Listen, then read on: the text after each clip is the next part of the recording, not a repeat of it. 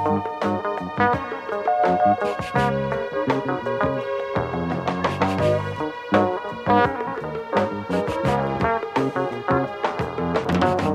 everybody. Welcome to Nashville Demystified. I am your host, Alex Steed. Nashville Demystified is a show in which I get to know this city better by talking with the folks who live, work, agitate, and make art here today. We're talking with Mary Mancini of Lucy's Record Shop. More on that momentarily. First, I just want to let you know that Nashville Demystified is made possible by way of We Own This Town, who distributes the show. We Own This Town is a network of podcasts made by and for Nashvillians. So many great shows, including the brand new show, Lucy's Record Shop, which we're going to talk about in this very episode.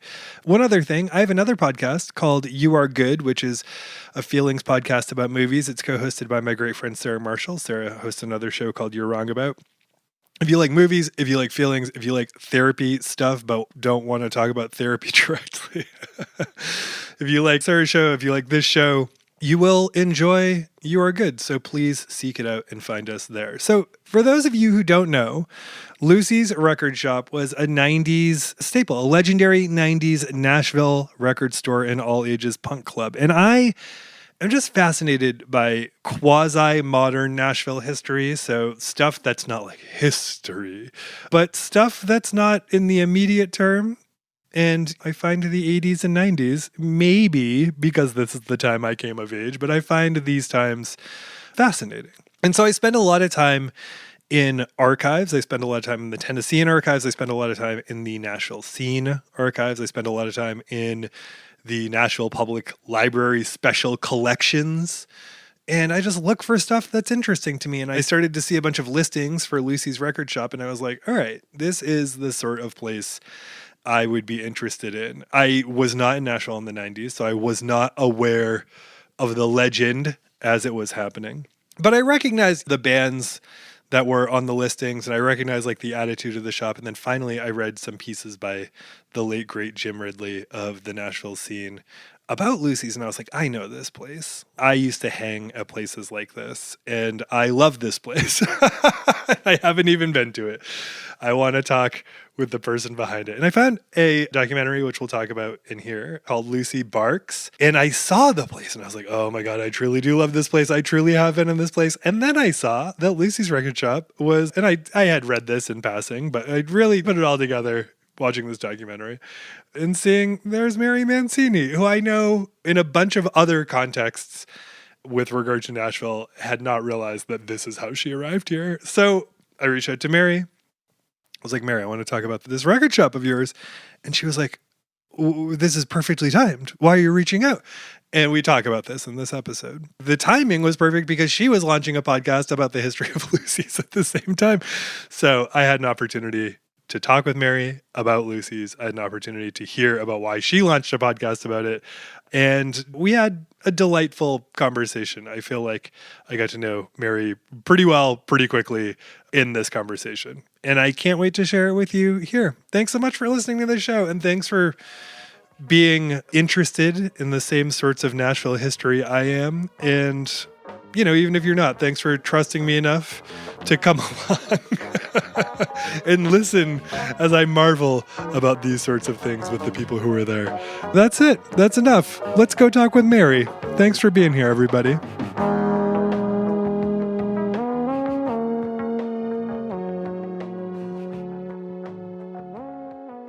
Hello, Mary. Hi, Alex. How are you? Who are you? And what do you do? What have you done? Wow. How much time do you have? We've got time. It's been a little circuitous. Well, right now, and I don't know if we want to talk about this right now. I don't know if I want to talk about this like right at the beginning, but I am teaching myself podcasting. Fantastic. And so I'm working on that. But prior to that, I've been in politics, activism, advocacy, lobbying, radio. I worked for a company that did software development, so a little bit of tech. And then before that, when I first moved to Nashville in 1991, in 1992, I opened up Lucy's Record Shop, which was a record store and all-ages punk venue. Because of this podcast, and when I do like research bouts for this podcast, I will spend like 2 months looking at newspaper archives, just trying to figure out what I would like to cover. Wow. And I came across Lucy's listings, and just listings. I had no other context for it outside of just knowing something must have been going on in the 90s. As I was seeing the listings, I was like, I know this. I was like, I know this place. I don't know this place, but I know this place. And then when I started looking for Lucy's specific stuff, I was like, holy shit. Well, it really happened. When you say you know this place, you didn't know the place, but you knew the place. I knew based on the age range, so it sounds like you opened it in 92 and closed in 98, January 98. I was a kid in Portland, Maine, in and around Portland, Maine, who would have been hanging out at the equivalent to Lucy's places there. Gotcha. And so when I saw just like, even in the listings, it didn't even say like what kind of club it was, but when I saw the band names, I was like, I know this. Oh, okay. I know this place. And then sure. I went and found the documentary, Lucy Barks, and was just like immediately taken. I was like, this is amazing. So, and then I saw you and my frame of reference for you was the State Democratic Party. Yeah, chair of the Tennessee Democratic Party. Right. And then so I was like, oh my God. You aren't from around here, are you? Oh my God, no, I'm not at all. So putting it all together, I was like, this is amazing. I need to hear everything about this place. Oh, that is so funny. Well, I'll try to fill in the gaps for you. Yeah, so what? It's a long time ago. You were in New York and you came. So first of all, why did you come here?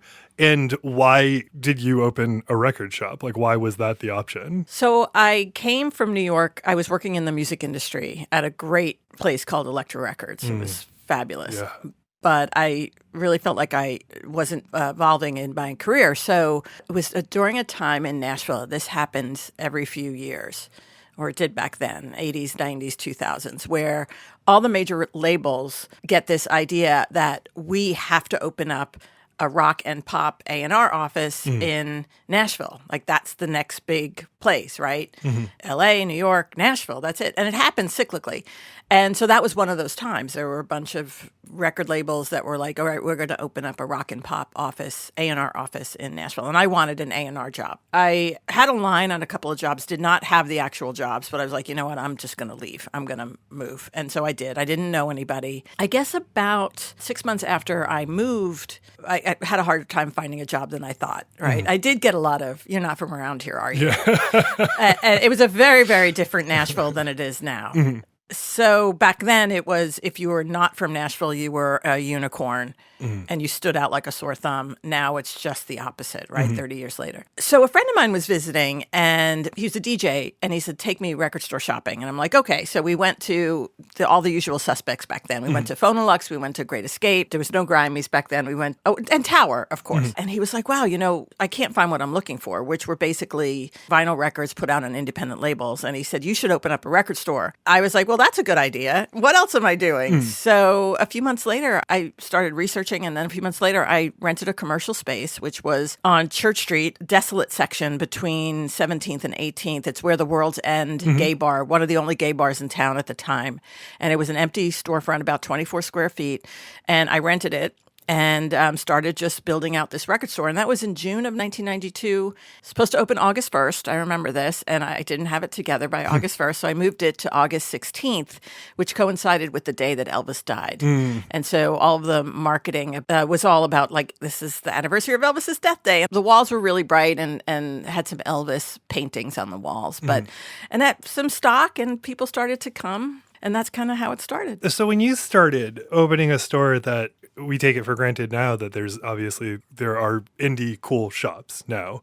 But I imagine that when you started then, were you terrified of like putting time and sort of energy into a place and opening it that there was like not really a whole lot of precedent for? Or were you young and idealistic enough to not think about it? The second, okay. The latter. It's so funny because over the last 30 years, I've talked to a lot of people who are going to open their own business. And the first thing I say to them is, before you open XYZ shop, go work in another XYZ shop, right? Because I knew nothing about running a record store. I barely worked in retail when I was a teenager. I think I got fired from my first retail clothing job, right? So I knew nothing about any of it. I just was young and idealistic and like didn't know what I didn't know and just sort of did it. Yeah. So, but I still stand by that advice, right? Totally. Like if you're going to open a coffee shop or whatever, go work in a coffee shop or go do whatever it is you need to do. But at the same time, do you feel, though, that the naivete you brought to that shop enabled it to be some of the things that it was, in a way that had you had experience, you would have not allowed that to happen? Do you know what I mean? Like, I do. Like having shows, I feel like is a wild thing to do. Oh, well, that's a whole nother, I'll tell you that story. That's a whole nother thing because that was not part of the original plan. But I do think so. But there are pros and cons, right? Sure. I think it would have been better if, I look at Doyle Davis from Grimies and Mike Grimes, right? Like, I know Doyle, he toiled at Great Escape for, 15 years before he opened up Grimies with Mike Grimes. And I look at that and I think what Grimies has become and how successful it is and just how knowledgeable the staff is. And that's the bottom. I mean, I'm not saying you should work 15 years at a place, Sure. but I think that really helped him. On the other hand, yes, I do think that sort of being sort of a sponge and not knowing a lot and being a sponge for what other people wanted Lucy's to be in terms of the things that we sold, listening to that, being able to listen to that without bias, my own bias, was helpful. So the things that stuck out to me when I was looking at the shot, there's so little video evidence of the 90s in Nashville that is readily accessible. So when I found... Because the technology was terrible. Total. I mean, like, people just weren't carrying, like, the Giant cameras. Yeah, exactly. And so now we just have a proliferation of it, and I feel like we take it for granted on some level. But just seeing a shop that had zines in it was so substantial, and I just immediately was like, where are all those zines now? Like, I need to know, I want to find all that stuff, and like, who are these people? And can you tell me a bit about how that documentary came about? Like, where were you in the lifespan of the shop at that point? Like, how did that come together? Like, who do we see in that? Can you tell me a bit about that? I think we were 3 years in at the time, and I think in order to tell that story, I need to talk about how the shop became a music venue as well. Yeah. So about 3 months after I opened, it was doing okay, right? The shop was doing okay. It had become sort of a destination. I had some great friends, new friends that I had made that helped spread the word. And then Jim Ridley, of course, the amazing writer for the Nashville scene and sort of ambassador for everything that was new and cool in town, wrote about it. And so that helped. And so it was doing okay. And I knew I wanted to have in-stores, like traditional in-stores there, because that's, helps get the word out, right? When you have a band coming through town to play there, as it does now. But about 3 months after I opened, I guess maybe October or so, this couple walks in named Don and April Kendall. And I didn't know who they were, but they pulled up, they walked in, and they start looking around, like really looking around, like not just at the records, but like peeking into the part of the store that wasn't used and all this kind of stuff. And they told me that they were here for a meeting with the folks at the next door at the World's End and the Midnight Sun, because they had been putting on all ages punk shows and they needed a new place to do it. And they've been doing it for years and kept having to find new places. And the place they were doing it got sold. And so they were just desperate, right? And they told their following, a bunch of punk rock kids in Nashville, or music fans, just hold tight, we're looking for a place, right? And those kids were like chomping at the bit. They had their meeting, and I guess they called maybe a couple of days later, and they said, we have this proposal. We want to use the shop, part of the shop that you're not using, and come in and do shows. I guess I told them I'll think about it.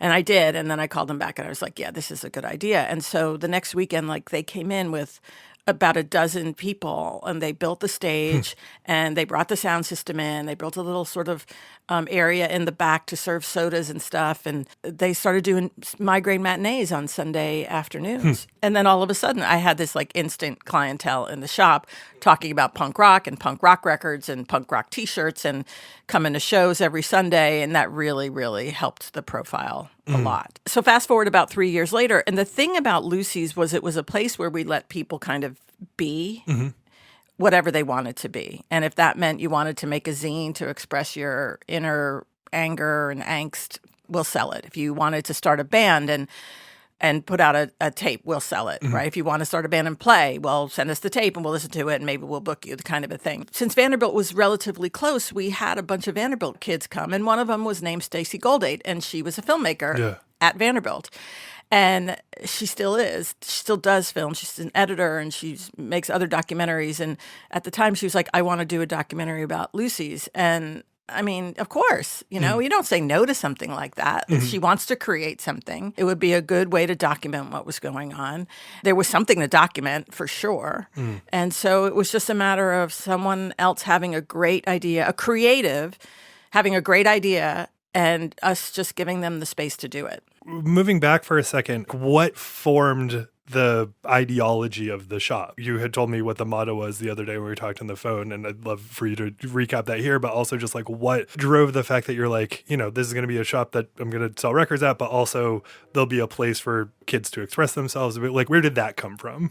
I've always been aware politically. Part of that, I think, just comes from my parents and my grandmother, who we would sit and talk about not politics in terms of like who's going to get elected, but the politics of life and social issues and economic issues. And so I've always been that way. I guess that's the best way to start this. But so while I was coming up with the idea for the record store, or I had gone to Atlanta to see Billy Bragg play in Atlanta. And I swear that this is true, although I can't find the place. But I swear when I was down there, I saw that motto, no racist, sexist, or homophobic shit tolerated. And I stole it. Yeah. I would love the help of researching this. I've looked everywhere. I've Googled it a million times. I cannot find enough. I've asked, other people, like no one, they're like, I don't know. But so I could have sworn that I found it there. I was like, well, I'm stealing this. And I originally had called the store Revolutions Per Minute because in my mind, I wanted to make it a place where people could come and register to vote, right? Or we would do benefits for organizations like Planned Parenthood. And we ended up doing that stuff. And we people could talk about whatever it is they wanted to talk about and be free to do that. I don't know. It just seemed like a natural fit. The Revolutions Per Minute, Revolutions, it was kind of a cheesy pun, but it worked, right? I don't really know. It's just other than it's always been part of my life to be that way. Well, it's a given that like you were going to a Billy Bragg show. Like, first of all, that's like a huge piece. Like you were a person who was going to a Billy Bragg show. Right. There's a lot that's happening in that, Good point. Good, excellent point. It's sort of like, I'm a person who would go to a Billy Bragg show. I opened a record shop. This is obviously called what happened. Revolutions Per Minute. But what was so fascinating about watching Lucy Barks, and it's such an incredible special piece of media because you see so many things happening. It's like a 40-minute piece. So you see so many things happening and so many things stuck out to me. It's like, one, you were an adult in a room full of incoming and outgoing, like punk kids, like quote alternative kids from that time. There was so much going on that I'm sure that you witnessed as like the adult in the room. So that was so fascinating. When we talked the other day, I said that the thing that stuck out the most to me in that documentary is you say, you kind of know what a teacher goes through because you have these classes of kids that go in and then leave, and you see some others go in and leave, and you see these sort of these crops of kids come in and come through. I found that fascinating. But then there's so many interesting things that are happening with genre at that time, because if that came out 3 years in, that's like around 1995. It's before the FCC consolidation stuff happened. So like radio doesn't suck the most yet. It was a very interesting... That's a whole other podcast that we should do. Exactly, but anyway, totally. It was a very interesting, like preceding that, it was a very interesting 4 years in popular music that sort of had a foot in the quote alternative and college rock at the time. You see alternative country finding a voice. You see different schools of punks talking about their different ideologies in the piece. There's so many fascinating things that happen in 40 minutes. Yeah, it's very true. And what was that like to be revisiting this piece of you being there and seeing these kids come through? Like, did you feel like a responsibility? Like, how did you feel as a person witnessing all this? Yeah, that's such a hard question. Partly because, going back 30 years and sort of remembering a lot has happened since then. And, I think I've kept in touch with some of those kids, some of the kids that came to Lucy's. Donnie and April, for sure. We're good, still very close. But thinking back on it now as I'm sort of revisiting it, I almost wish that I had paid attention more over the last 30 years about what some of the kids were doing. and where they were. And some of them I did, but there's this, I mean, there's just so many of them. And I kind of, so I'm looking back on it with a little bit of regret, which apparently is a thing I do. But I think in this instance, it's legitimate because I do have this sense of, it was such an important part of time in their lives, I think. And I didn't maybe realize that at the time. Maybe I did. I don't know. It's hard to sort of pinpoint. It was great back then, I guess is really the best way to describe it, because what I'm finding as I'm starting to sort of talk to the Lucy's kids now is that it was an important space for them to have, because 30 years ago in Nashville, it was very hard if you didn't have a community that was based in your family or in your church or in your school, a community where you felt safe and comfortable to be yourself. There was nowhere.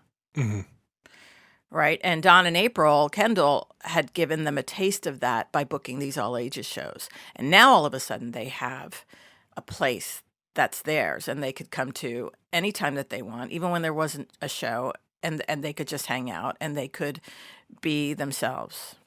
And I felt that back then. I felt that was important because the rules were hard and fast. There was no moving the goalpost kind of a thing in terms of what they could and couldn't do. They could do everything as long as they didn't hurt anybody else, and they couldn't drink or smoke. And there's no racist or sexist or homophobic shit tolerated at the store, right? So those are really hard and fast rules. And having those rules in place and making sure we definitely did not deviate from that. If we caught somebody sneaking alcohol in, they were out. Right? Like there was no, well, blah, blah, blah. It didn't matter if they were in the band, right? Like, no, you can't do this. And I think because we had those hard and fast rules, I felt comfortable at the time enough to just open the space to whoever needed to express themselves. So that was really, I think, that's a lesson to anyone that you're like, I had boundaries. Boundaries, that's the word. Yes. We stuck to them, and it created a nice space for everybody. But to go back to what you said, I rewatched Lucy Barks as well, and the thing that I didn't catch the first several times I watched it, even when we had a showing, I think it was maybe 10 years ago. The thing I didn't catch even then was there was a lot of conflict between, like you said, the different people that came there. Totally. Right? Like there's one scene where this girl is, basically like, fuck riot girls. Yeah, totally. I'm like, wait, what? And then my favorite part is they pan over to the boys that she's with, and they're like, what do you think? And she's like, they feel the same way. Yeah. I'm like, okay, well, you're totally a riot girl, and you just don't even know it. That was such a sweet irony. It was hilarious. But that's the kind of stuff, like, I didn't really catch that. Like, oh, but then thinking back, I'm like, well, of course there were conflicts, right? Between, I'm a real punk and you're not a real punk, right? Yeah, but we didn't allow for that either. Like, there wasn't a lot of space for that to happen either. It was like people were just coming. If you just came and it was your first time wearing a leather jacket, whatever, just come and wear your leather jacket. You're finding out who you are. There's a lot of that as well. So in my other podcast, You Are Good, we just did an episode about the movie Empire Records. And I, in talking about that movie, was talking about all the places where I had people who seemed just exponentially older at the time, but were maybe 10 years older than me, who were so important because they did two things. One, they maintained space, like what you're talking about, a space for stuff to happen that didn't exist in other places. And the other is they weren't condescending. I think like a lot of times when you're the kind of kid that would feel at home in like a punk or all ages space, all that you want is, at the very, very most is like an adult to take you seriously, and to take your concerns seriously. And even if they're not fully fledged or fully fleshed out yet, or you're obviously still exploring them, you just want someone to be like, it's fine that you're doing that. Yeah. Well, I think that's revolutionary for a lot of kids. So it is. Okay. Here's the thing though. And again, going back and rekindling friendships, relationships with some of the kids that went there, there are some times when we weren't listening enough. Even though I had sort of this space and I had the motto, I think there were times when there were kids that were struggling with some stuff that was deep. And what I'm finding is I may have put them in a box, right? Like, oh, this is the kid that talks about racism. And this is the kid that talks about sexism. And now we know enough to know that people who are experiencing those things should take the lead on the conversation, right? And that their stories are our stories too, and that we should let them sort of take the lead on how much they want to tell or don't tell, or do something about it or not. And we should be there as supportive allies, gay, straight, women, whatever the struggles that people have now. And I think what I'm finding now is that wasn't always the case back then. So we allowed them to have the space, but also, I hesitate to say they could talk about it, but up to a certain point. It may have been just that they could talk about it up to a certain point of what my understanding of what they were struggling with was. And to go kind of further maybe scared me a little. Yeah. You know what I mean? So totally. Well, it's interesting to be able to acknowledge that now. A lot of times people just shut that part of their brain off and say, I did everything exactly correct. And Alex, the problem with me is I can't shut my brain off, period. I can't either. It's like, I wish I could. I can't either. But no, this is a good self-reflection, yes, right? Totally. Like this is to me, it's an important self-reflection. Well, it's connected to potential, or I imagine existing growth now. I think a lot of times people are just like, yeah, I did the best I could, because if I acknowledged that there were places I could improve, then I have to improve now, and that's fucking terrifying. Yes.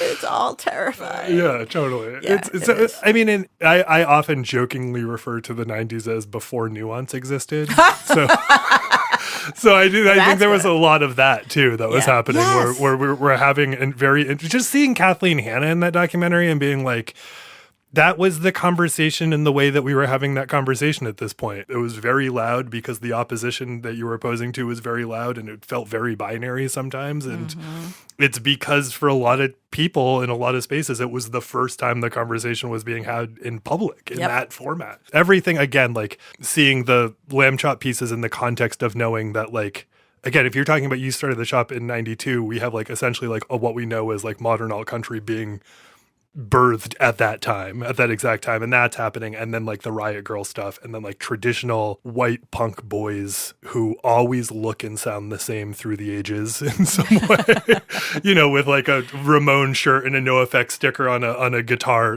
particularly in the 90s, just seeing those but that's cool kids. Yeah, totally. But seeing that, no, absolutely. But seeing those kids do their thing, it's such a beautiful document of that time.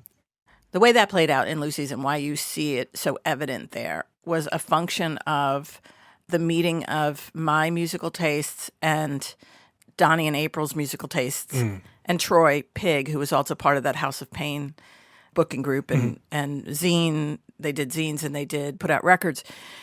When we finally got up to code, we were able to start having shows on a nightly basis if we wanted to, right? And that was a whole process too, which was really interesting. They knew more, obviously, about punk and what to bring through the shop. And then I kind of knew more about sort of the indie alternative kind of world. And so we would just come together every month and book the shows together, right? Like whatever was available, what nights were available, that's what we would plug in. And so it really became, it sort of became a manifestation of what the shop itself was and the kinds of records that we sold there too, right? Maybe that's not unusual. I don't know. Maybe it was like that for a lot of independent record stores everywhere else. My guess is it was. But to have that, it not be defined by one genre, I think was really a function of the specialness that happened when, they knocked on the door and said, we want to do shows. And I was like, okay. And then the people started to come, and sort of, again, goes back to listening also to what people wanted, which was really important. So, but yeah, it was a great time, really interesting time to be a part of that and to wear your earplugs one night because you were just like, this is really loud, and not look at the mosh pit because you didn't want to go to the hospital with anybody, right? Like, please, let nothing happen. I love the part of the documentary where like, I wish people would, basically you say something along the lines of like, this is the way that people express themselves. I wish they would use their words. Yeah. Oh Which is like, it was such a mom totally, thing to say. it was evident you were the mom of the shop. Jesus. I loved that so much. There are all God. these people. You're like you're virtually a child in that documentary. Like you're like, and it's so funny. You're just the eldest child there, and you're like, please use your words. Right. Right. Oh my God, that's so funny. Yeah. Do you Oh, and then anyway, and please. then to hear Lamb Chop the next night, right? Which was just really quiet. So it was a great.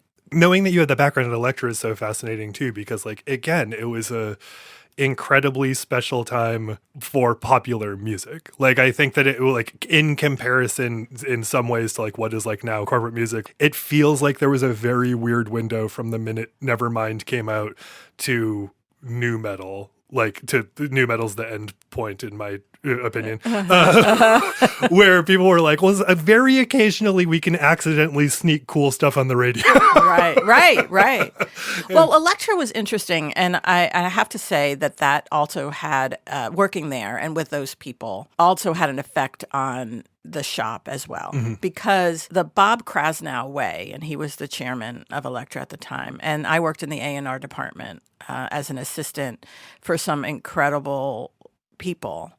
And because it didn't matter what genre it was, it just had to be good. And they knew what was good innately. They knew what was new and good and not derivative. And so, I mean, that was the time of Billy Bragg. It was a time of Anita Baker, Keith Sweat, Metallica, the Pixies.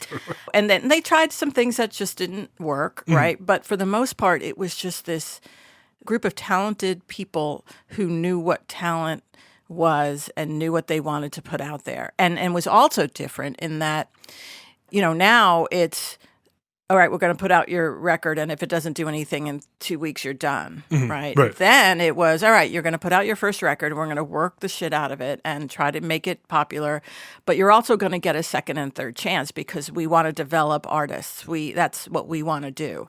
It was very important.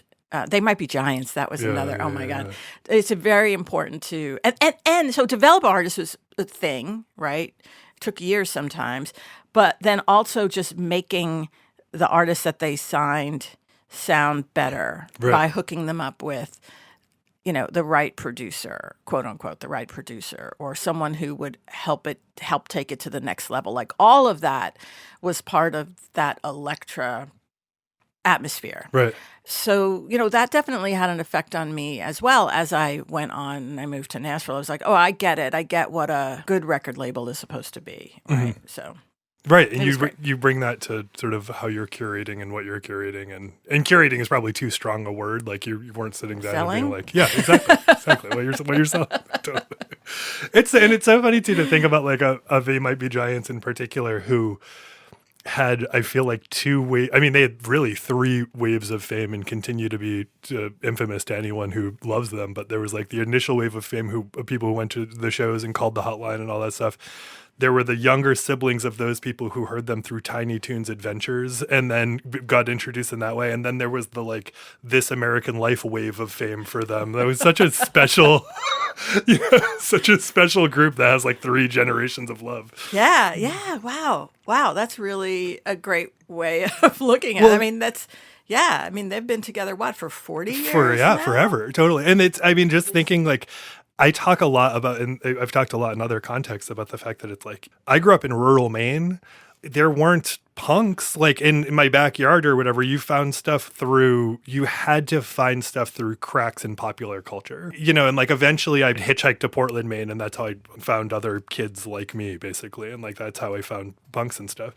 It would be through like a soundtrack where you like got the soundtrack for X band and then, Y and Z band would be on there and you'd want to find out more about them. Or like, it wasn't through, in my backyard, it wasn't through all ages spaces. I had to like go and find those spaces. So how did you, this is fascinating because rural Maine, not unlike rural anywhere, how did you get exposed to, and how did you know like, oh, this is what I like and I don't like what's playing on the radio or what everybody else is listening? Starting probably with Pump Up the Volume on, like it was a really good time for weird soundtracks.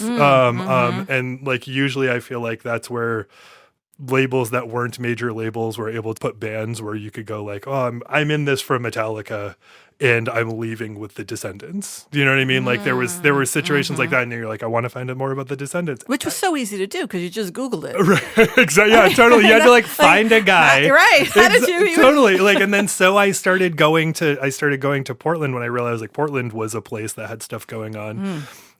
I met a guy at a I met a guy at a comic convention when I was 12 who was running a table who actually ended up being the art director of the Boston Dig, which was their alt paper. And I was like, I want to make comics, but I don't know how to draw. And he was like, well, there are zines. And he explained what a zine was. Wow. And so from that in my memory, I just started making zines. And then that's how I connected with punks. And that's how I connected with queer kids. And like, that's how I found a community. Wow. Wow. Yeah. So it was that. And then that's how I found the equivalent Lucy's spaces in Portland, where I was like, oh, okay, like this is a place where I feel, home. And I find Lucy's fascinating that it was a 5-year spot, because a lot of those spaces were like, they had 6 good months. Yeah. You know what I mean? That's interesting. 6 good months, 5 bad months, and they were closed. That's really funny, because I always think like, wow, what would it be like if we kept it open, right? So that is 5 years is like an eternity. So 5 years was long, and the reason why it lasted that long is because Don Kendall, in his day job, basically did project management and for a construction company. And so he knew how to navigate the whole codes system. So I guess maybe it was about a year after sort of doing shows, and I was living at Lucy's at the time too. And after doing shows, we were always afraid we were going to get shut down. We were going to, after 6 months, we were going to get shut down. And that meant no more store. I didn't have a place to live, and no more shows. Again, no more shows. And so that was always in the back of his mind. And he was like, okay, well, let's sit down and talk about what it's going to take to get up to codes. And so he knew how to do it. He got a loan from his mom that we paid back over time. And he walked us through the process of the build out, and closed for a little while to make sure that happened, and then had all the right inspections. And then, boom, we're up and running. Like, we had an occupancy of, I think it was 183 people that a couple of times we went past. But that's different. We never got a code violation for that. We should have. There were a couple of shows where it was like, oh, my God. But we had all the exits and, the emergency exits, and we had the right bathroom and the backflow. Oh, the problems the backflow thing gave us were just like really. Anyway, so all of this got us to the point where we could stay open for as long as we needed to, because, again, hard and fast rules. We were not letting kids drink or smoke inside that were underage, right? And also we had all the requisite permits. And I think that is the difference. Yeah, that for sure. makes a huge difference, because they can't touch you when you are doing the right thing. Right. Right. So we also had the support of a lot of the parents too. Right, who felt comfortable dropping their kids off. And Jim Ridley would talk about this, and I think he talked about this in the article he wrote about us closing, is, the parents thought it was kind of weird looking from the outside, but once they came in to check it out, they were like, okay, well, responsible adults, and everything looks safe, and I'm going to drop my kid off. And the alternative is not ideal usually. The alternative is like the kid is just absolutely free range, and you don't know where. Right. As having been that kid, I know that very well. Apparently, I hitchhiked to Portland at 12? Yeah, totally. Wait, what? That was fine, but yeah, seemingly in rural Maine, it was fine. I want to ask you one more question before we get to what you're doing now with things. And you just mentioned Jim Ridley, and you said that Jim was a huge advocate of yours. And Jim is a person, not obviously, but I've never met, but I know the legend of, and have lately been spending a lot of time in the Nashville Scene Archives reading sort of his work. It seems like maybe your shop is the thing he dedicated the most ink to ever. Like that, the Last Day article alone, I think, is the longest thing I've seen published by him. What was he like? What was his advocacy for the shop like? And why do you think he was such a proponent of what was going on there? Jim was so special. He was the nicest person anybody could ever meet. And he was unyieldingly enthusiastic about Nashville and about things that were different and people that were trying. I mean, I think that's what it is, right? I think if you tried to do something, to be creative in some way, like Jim was your champion. I don't know why. I don't know. I'm just lucky. I just feel really fortunate that he God, that he did that. And I don't know, he just did. Because he was a special human being who could see. He was smart enough to know there was something going on there, right? Then before, I mean, I was there every day, and I wasn't smart enough to really understand it, right? Like, I think sometimes it's very helpful to have someone see it with you.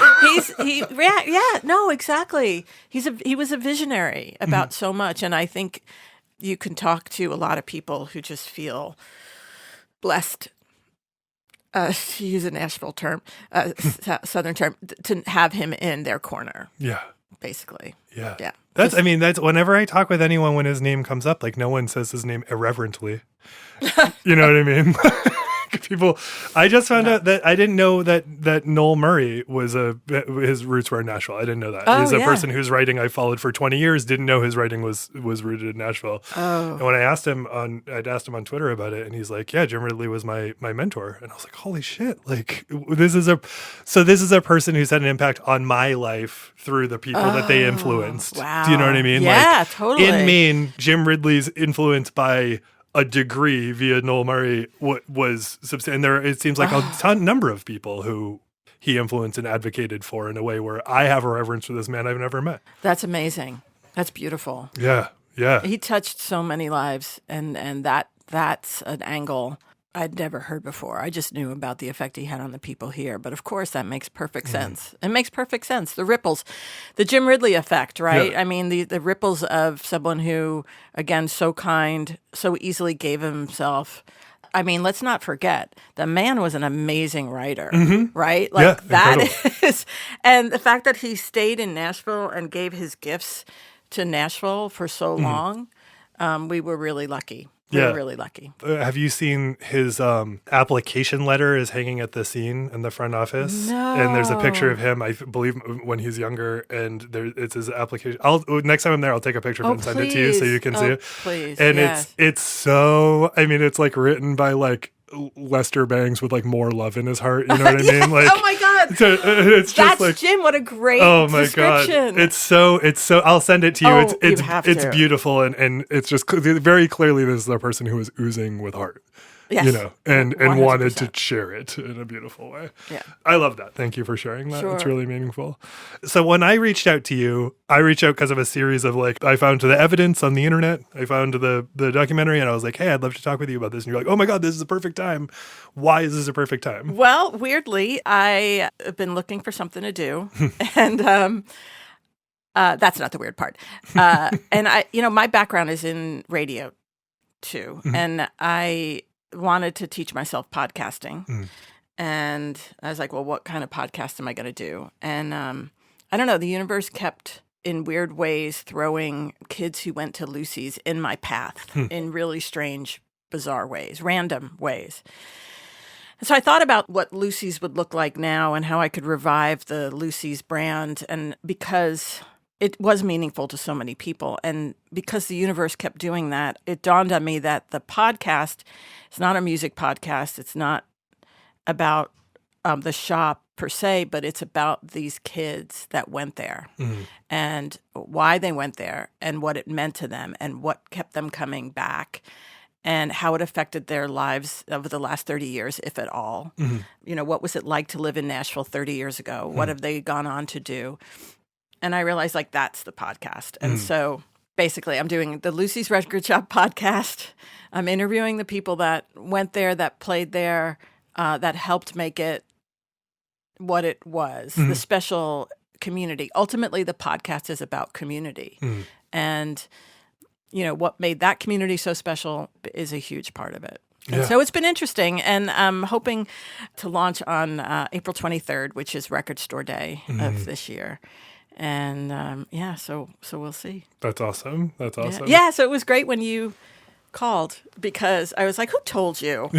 And you're like, nobody. Record Store Day historically has been on my birthday, which is April 22nd. This year it's on April 23rd. I'm glad for it. Or it's always been the weekend of whatever. And I've always felt narcissistically appreciative of the fact that is that's why it's that day. Alex, don't you know that? Of course it is. And Chris Brown, who is a Mainer who works at Bull Moose Music up there, is one of the people who conceived Record Store Day. No way. I've always thought that is a fascinating. That really is a fascinating piece. Yeah. So what are your plans for Record Store Day? You're going to buy a shitload of records. You're going to buy more records.